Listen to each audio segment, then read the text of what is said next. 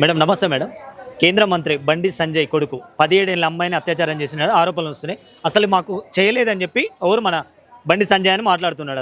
అసలు ఇది నిజమేనా అబద్ధం? దీని మీద మీ స్పందన ఏంది అసలు? ఇప్పుడు బండి సంజయ్ గారు ఏదైతే వారి మీద ఆరోపణలు వచ్చినాయని చెప్పేసి అంటున్నారో మరి నిరూపణ చేసుకోండి, బయటికి రండి.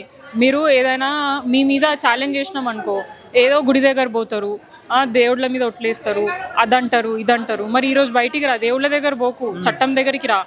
చట్టం దగ్గరకు వచ్చి నీ కొడుకు మీద కేసు అయింది కాబట్టి అక్కడికి వచ్చి నిరూపణ చేసుకోండి. మా కొడుకుడు ఎటువంటి తప్పు లేదు, మేము లీగల్గా సపోర్ట్ చేస్తాము, మేము సహకారం ఇస్తాము, మాకు ఇదేంది రాజ్యాంగం కల్పించిన చట్టాల మీద నమ్మకం ఉంది.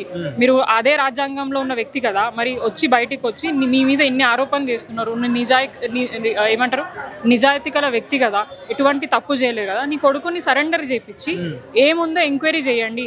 ఖచ్చితంగా నాది కొడుకుది ఎటువంటి తప్పు లేదని బయటకు వస్తుందని ప్రూవ్ చేసుకోండి.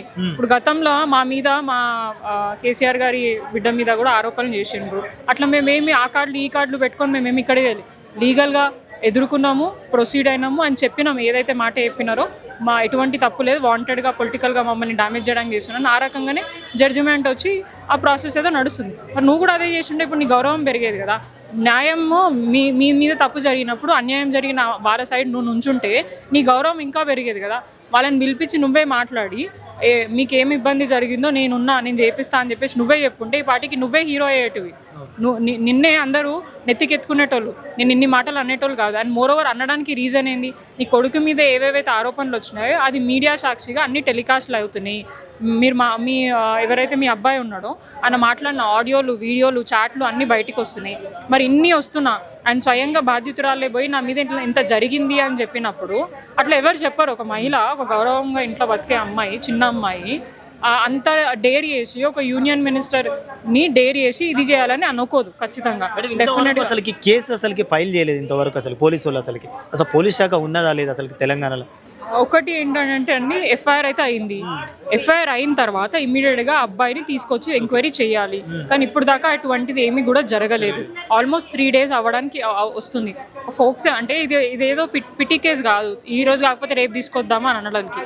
ఇది POCSO case. And more over 3 months నుంచి వాళ్ళు కేసు పెట్టే ప్రయత్నం చేస్తున్నారు, అయినా తీసుకోవట్లేదు. అండ్ మోర్ ఓవర్ ఆ రోజు కూడా 8 గంటలు వెయిట్ చేయించారు. ఆ రోజు కూడా పోలీసు వాళ్ళు వాళ్ళని బెదిరించడము, కన్విన్స్ చేయడము, కాంప్రమైజ్ చేయడము ఆ ప్రయత్నాలు చేశారని స్వయంగా విక్టిమ్ ఫ్యామిలీ పేరెంట్సే ఒప్పుకోవడం జరిగింది. అయినా ఇది ఒక్కటే ఇన్సిడెంట్ కాదండి, మీరు మొత్తం రాష్ట్రంలో చూసుకోండి. పోలీస్ శాఖ ఫోకస్ అంతా కూడా క్రైమ్స్ మీద లేదు. ప్రజలని ఎవరైతే ప్రజలు ప్రశ్నిస్తారో మీలాంటి మీడియా ఛానల్సే కానివ్వండి, లేదంటే ప్రజలు ప్రశ్నిస్తారో వాళ్ళ మీద కేసులు పెట్టడానికి పోలీసు వాళ్ళు పనిచేస్తున్నట్టు తప్ప నిజంగా ప్రజలకి న్యాయం చేయడానికి పనిచేస్తున్నట్టయితే కనిపించట్లేదు. ఇలాంటి మరిన్ని వీడియోల కోసం మా యూట్యూబ్ ఛానల్ను లైక్ చేసి సబ్స్క్రైబ్ చేసుకోండి.